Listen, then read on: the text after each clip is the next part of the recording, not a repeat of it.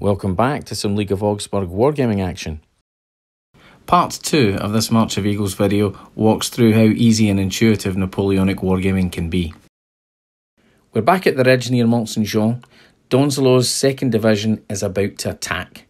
The objective is to take and hold the crossroads in 8 turns. On the first initiative roll-off, the French were successful. They chose to move a unit first. March of Eagles is all about D6. The first unit to activate is the drilled 2nd Battalion of the 13th Legere. D6 governs everything: manoeuvre, shooting, combat and morale. The magic number for success is always 2 for guard, 3 for veteran, 4 for drilled and 5 for green. The battalion is in column of attack, so it uses 3d6 for movement and scores an 8, and thus advances 8 inches. D6 governs everything: manoeuvre, shooting, combat and morale. Play passes to the Allies.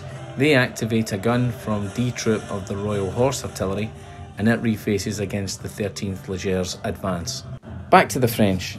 They pass to activate the 3rd Battalion of the 13th Legere. It scores an impressive 15 inches, and their attack column surges towards the ridge. This move illustrates one of the real fun elements of March of Eagles. The French action prompts the next Allied action. The column has come up to a position defended by the 95th Rifles and their sharpshooter. The Allies decide to shoot. 8 riflemen equals 4d6. This is halved for range, but they receive a separate red d6 for the marksman. Veterans need a 3+ to hit. The sharpshooter is targeting his opposite number in the 13th Legere, and he needs a 6 to hit. The column takes 2 casualties, but alas, the marksman misses his target. The French unit is marked for a resolve check at the end of the turn. The 1st Battalion of the 13th Legere activates but manages a meagre 5-inch move. Play switches back to the Allies. The 1st King's German Legion Light Battalion passes its check and advances in line to the crest of the ridge. This is a strong position from which to repel an enemy attack. Play now switches to the French right. The skirmish screen is activated on a throw of 4+. It moves swiftly into the cornfields south of the ridge. Regiment Saint-Quentin bungles its activation.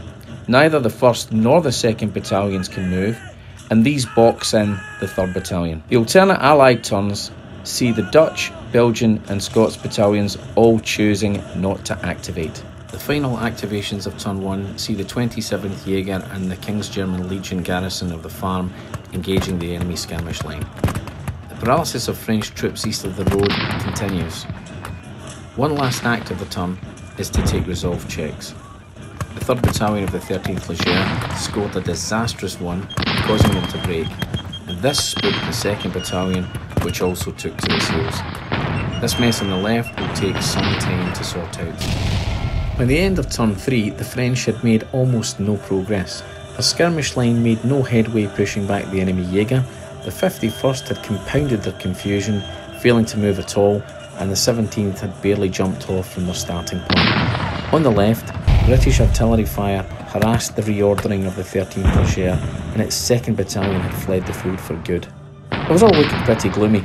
Then, the column started to roll forward at a much faster pace. After much ineffectual fire, the skirmishers drove in the Jaeger line, and the 1st Battalion of the 17th broke through the cornfield. As this decisive moment unfolded in the centre, 2 reformed battalions of the 13th Legere approached the foot of the ridge west of La Sainte. The 3rd Battalion had taken the heaviest losses so far in the game. It had come under heavy artillery and rifle fire. Its ranks were visibly thinned as it moved to attack. The French got the initiative on turn 6, and the first activation was to send the 1st Battalion of the 17th de Ligne to attack the 8th Dutch Militia. As they had not activated, the militia were allowed defensive fire, but it was totally ineffectual. The column crashed into the line. Since this is the first close combat of the video, a brief explanation of the process is useful. Each unit receives 1d6 for every group of 4 models, 6 for the Green Dutch unit and 8 for the veteran French. The Dutch add 2d6 for being uphill, the French add 6 for being in column of attack. They also get 2 more from the attached officer character and a further 1 for the drummer character. The French score hits on 3+ for veteran, the Dutch on 5+ for green. The Dutch score a solitary hit from 7 dice. The French score 7 hits from 17 dice. Winners take 2 casualties and losers 6. They are also pushed back 2 inches. The French elect to follow up, which means a further round of combat will be fought if the Dutch unit activates on its turn.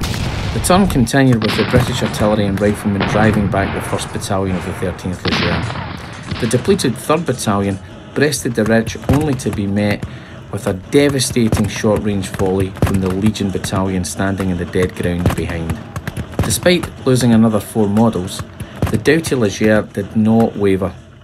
The 27th Jaeger had rallied at the foot of the ridge, and the 2nd Battalion of the 17th de Ligne failed to move forward.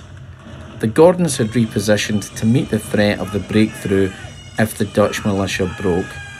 Immediately on completing the manoeuvre, the 1st Battalion of the 51st marched over the crest and onto the Gordons' left flank. High drama indeed, and the game was poised on the edge of turn 7.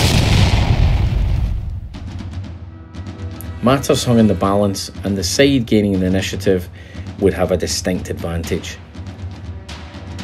3 French columns in varying states of health were poised to charge, and 1 had already made a dent in the Allied line, pushing the 8th Militia back over the double-hedged road. It was the Allies that gained the initiative. First, they ordered the KGL Light Battalion to volley fire the 3rd Battalion of the 13th Leger at short range. This hail of fire broke the battalion, which fled back down the slope, but gallantly rallied on turn 8 with barely 150 men standing. The French activated the 1st Battalion of the 17th de Ligne, and they smashed through the Dutch militia and reached a point just east of the crossroads. The French needed to get support up to win the game, but the 1st of the 13th Leger were broken by the rifles and Major Bean's battery. The 1st Battalion of the 51st de Ligne were not given the chance to attack, as the Gordons opened up at about 100 paces and drove their column back down the slope. Although the 2nd and 3rd Battalions of this large regiment had finally advanced, the breakthrough was not to come here. The last French hope was the 2nd Battalion of the 17th de Ligne emerging from the corn just below the 7th Belgian line.